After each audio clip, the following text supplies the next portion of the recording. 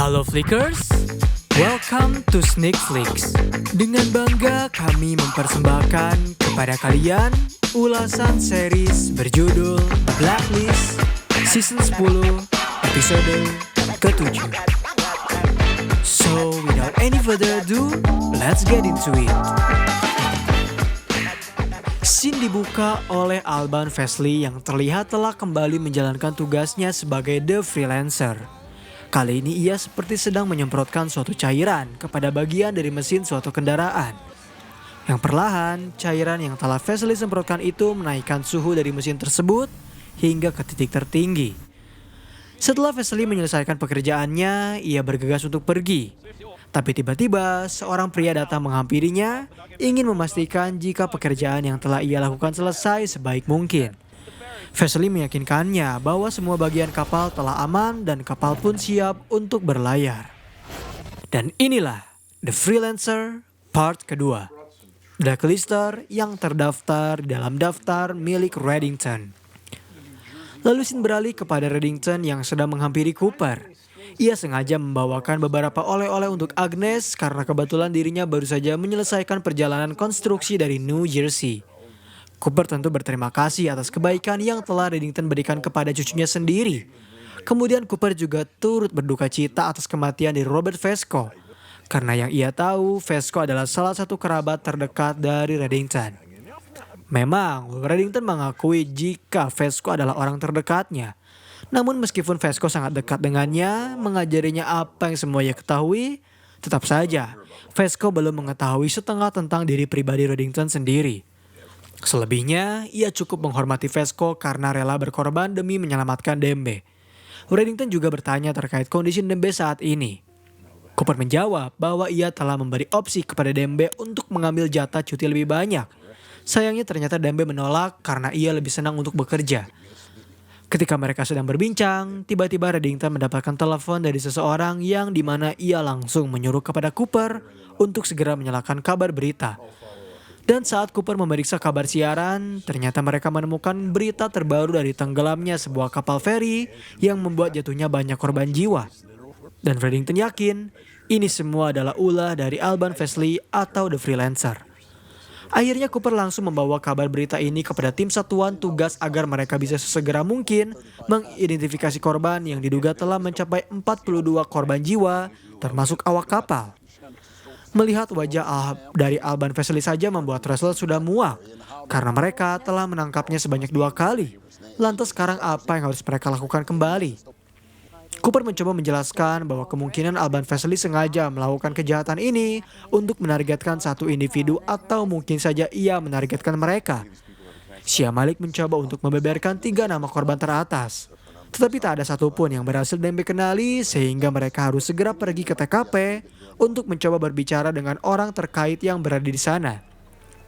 Setibanya Dembe dan Wrestler di TKP, terlihat salah satu orang tua korban sempat meminta bantuan kepada Dembe untuk segera mencarikan keberadaan dari anaknya. Dembe menenangkan ibu tersebut, lalu ia berbicara kepada kepala polisi yang sedang terlibat. Kepala polisi mengaku mereka menemukan beberapa fakta terkait tenggelamnya kapal feri tersebut. Salah satunya adalah lambung kapal yang mengalami kebocoran. Padahal penjaga pantai telah memastikan laju kapal tersebut telah aman sedemikian mungkin. Tak lama kemudian Wrestler melihat wajah dari penjaga pantai yang langsung ia berikan beberapa pertanyaan. Penjaga pantai hanya menjawab bahwa prosedur pemilihan pegawai sudah berjalan dengan baik. Hanya saja mungkin ia tak menyadari adanya kesalahan di kapal feri itu. Lalu Wrestler memperlihatkan wajah dari Alban Wesley untuk memastikan jika ialah pelaku dari kejahatan ini. Dan ternyata penjaga pantai mengaku Wesley lah yang telah melakukan tugasnya. Ia juga melihat Wesley menjatuhkan sarung tangannya di tong sampah. Ketika Wrestler sedang mengambil sarung tangan tersebut, ia bisa langsung mencium bau zat kimia. Dan orang pertama yang terpikirkan olehnya untuk membantu mereka adalah Herbie, salah satu kerabat milik Reddington. Di satu sisi, Rogelio yang sedang membuka bisnis barunya kedatangan tamu yang ternyata adalah seorang Raymond Red Reddington. Tentu Rogelio langsung memperlakukan Reddington sebaik mungkin. Dan kata pertama yang Reddington katakan kepadanya adalah mengapa Rogelio tak memberitahunya ketika penyerangan dari Alban Wesley terjadi yang menyebabkan banyak korban jiwa berjatuhan. Rogelio mengaku ia telah mencoba untuk melakukannya. Namun ia langsung meminta maaf dan akan segera menggandakan tips untuk para pekerjanya. Beruntung Reddington bisa memaafkan kesalahannya kali ini dan ia juga meminta kepada Rogelio untuk membiarkannya beristirahat di sini beberapa hari. Karena ia ingin merasakan lembutnya spray ciptaan Rogelio bersama istrinya. Setelah wrestler menjalankan tugasnya dengan baik, ia menyempatkan diri untuk menghadiri acara perkumpulan bagi orang-orang mengenai kesehatan mental. Di sana terlihat salah satu pendiri mengaku dirinya telah terbebas dari alkohol secara resmi 1 tahun tepat di hari ini. Ia juga meminta kepada wrestler untuk memberikan sepatah dua kata kepada semua orang yang ada di sini guna memberi mereka beberapa penyemangat.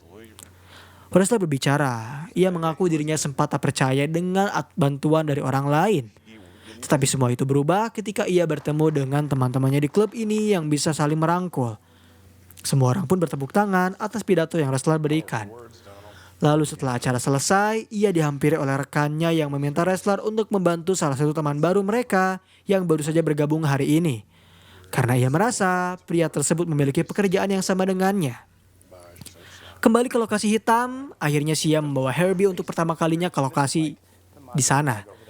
Herbie langsung terpesona dengan segala fasilitas yang ada di lokasi tugas, fasilitas hitam. Ia juga mengira ini semua adalah ide dari Reddington. Karena Sia tak ingin membuat Herbie banyak bercakap, ia langsung mengarahkannya ke lab untuk memeriksa zat yang membuat kapal feri tersebut tenggelam. Tak lama kemudian, Herbie berhasil menemukan jejak dari bakteri bernama Leptospirillum pericomedentis dalam waktu yang sangat cepat. Sebenarnya bakteri ini tak terlalu berbahaya bagi manusia karena basicnya bakteri ini justru melahap besi secara perlahan. Sehingga kemungkinan besar, Wesley sengaja menyiprakan bakteri tersebut untuk membuat sebuah lubang di lambung kapal. Sia juga telah menemukan rekening bank dari perusahaan yang telah menjual bakteri langka itu. Terlihat, bakteri baru saja dibeli kemarin sore sesuai dengan korban yang berjatuhan hari ini.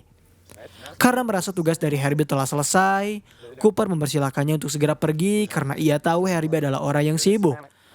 Tetapi karena saking Herbie nyaman di lokasi hitam, ia mau meluangkan waktunya untuk tetap berada di sini. Dengan alasan dirinya memiliki pengasuh untuk menjaga Holly, yaitu anaknya. Tentu Cooper senang akan hal itu dan ia langsung mempersilahkan Herbie untuk menikmati fasilitas yang ada. Sementara itu, Reddington yang sedang menikmati jamuan dari keluarga Rogelio dihampiri olehnya yang ingin memberitahu Reddington jika salah satu pegawainya yang berada di hotel berhasil menemukan Wesley. Ternyata saat itu Wesley dengan sengaja mendatanginya untuk meminta handuk secara spesifik. Dan ia yakin kehadiran dari Wesley di sana berkaitan dengan serangan kedua yang akan segera ia lakukan. Lantas Reddington pun langsung segera memanggil tim Satgas untuk segera menghentikan aksi penyerangan tersebut yang akan terjadi di sebuah hotel. Dan beruntungnya Satgas berhasil melakukan hal itu. Karena pemadam kebakaran berhasil tiba sebelum percikan api hendak melenyapkan satu lantai yang berisi 16 unit itu.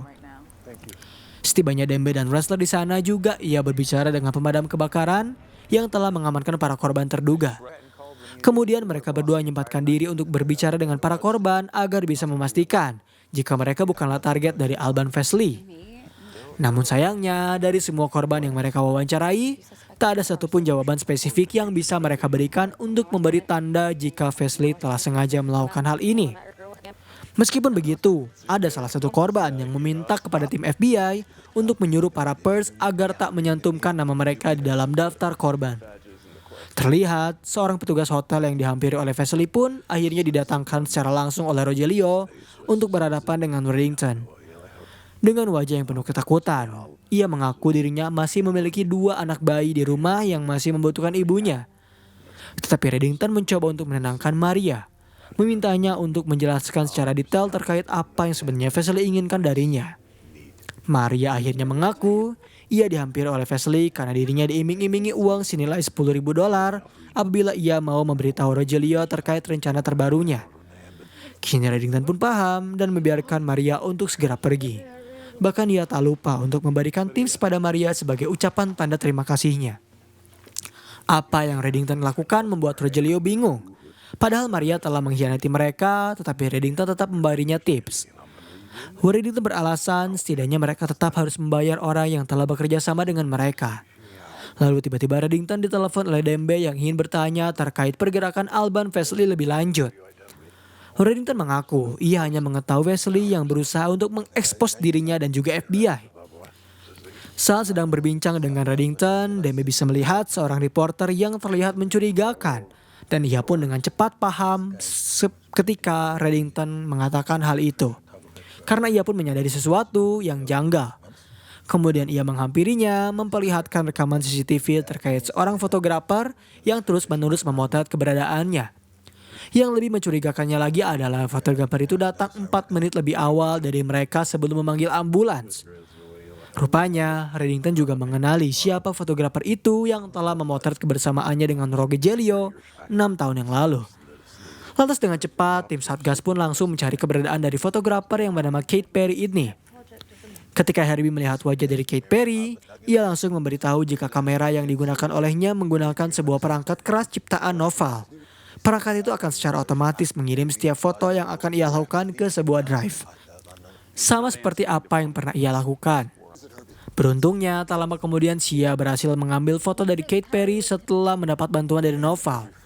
Memang terlihat Perry dengan sengaja memotret Dembe serta wrestler yang sedang melakukan setiap tugas investigasi. Lalu tiba-tiba Cooper mendapatkan telepon dari Reddington yang memberitahu jika kemungkinan besar Wesley akan melakukan upaya serangan ketiganya. Terlihat Wesley tengah melumpuhkan seorang penjaga lalu mulai memasangkan bom. Dengan cepat tim FBI pun pergi ke TKP untuk segera menghentikan serangan tersebut. Dan beruntungnya lagi-lagi Dembe beserta wrestler berhasil menghentikan Wesley yang belum selesai mengerjakan tugasnya. Sempat ada sedikit perlawanan dari Wesley yang berusaha untuk lolos sebelum mereka berhasil melumpuhkannya. Kemudian mereka berusaha untuk menghentikan bom yang semakin menghitung mundur. Mereka hanya memiliki waktu kini selama 40 detik saja untuk menghentikan kecelakaan ini semua. Dan ternyata wrestler beserta Dembe datang sebagai pahlawan ketika mereka berhasil menghentikan bom. Meskipun begitu mereka tetap kehilangan Wesley yang lolos kabur begitu saja. Di satu sisi, Kate Perry pun berhasil ditemukan dan langsung diinterogasi oleh FBI. Perry mengaku foto yang ia cetak mengenai Reddington serta Rogelio hanyalah sebuah kebetulan. Karena saat itu ia mengenal siapa Raymond Red Reddington. Tetapi Perry tak bisa melakukan apa-apa dengan foto tersebut. Karena banyak pihak yang tak percaya dengan hasil potretannya. Hingga tiba-tiba beberapa pekan lalu, seorang pria mendatanginya karena ia penasaran dengan foto tersebut. Bahkan pria itu ingin mempekerjakannya untuk memotret lebih luas tentang tugas dari para agen FBI. Ia sempat menyebutkan nama dari Wu Jing ketika menceritakan tentang ciri-ciri dari pria yang harus ia bunuh. Sementara itu, Reddington yang telah beberapa hari tinggal di kediaman Rogelio akhirnya berpamitan.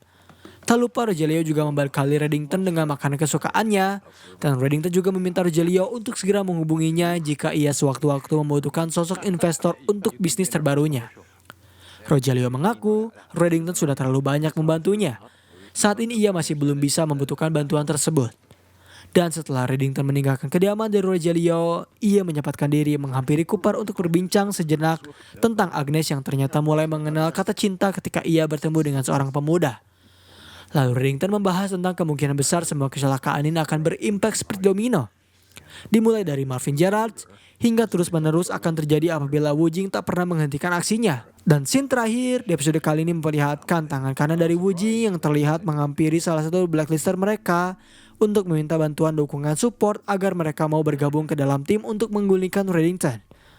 Dengan tawaran yang mereka miliki dan serta mereka memiliki buktinya, Reddington yang sengaja menumbalkan rekan-rekannya untuk memperoleh kekebalan hukum dari tim FBI. Salah satu blacklister itu mengaku jika Wu Jing ingin merekrut mereka, maka akan dibutuhkan biaya yang sangat mahal. Dan pembahasan mengenai series The Blacklist season pertama chapter ke-7 pun berakhir. Bagaimana teman-teman? Apakah kalian terpukau dan merasa terobati dengan kembalinya hadirnya Reddington? Perlu kalian ketahui bahwasanya series ini akan kami upload 1 minggu sekali berdasarkan jadwal tayang dari production house The Blacklist itu sendiri. Sehingga kalian harus menyalakan lonceng notifikasi agar selalu mengikuti perkembangan channel ini. Oleh karena itu, jangan lupa kalian subscribe dan like serta komen terkait pembahasan dari series The Blacklist season 10. Dan sampai berjumpa kembali di episode selanjutnya.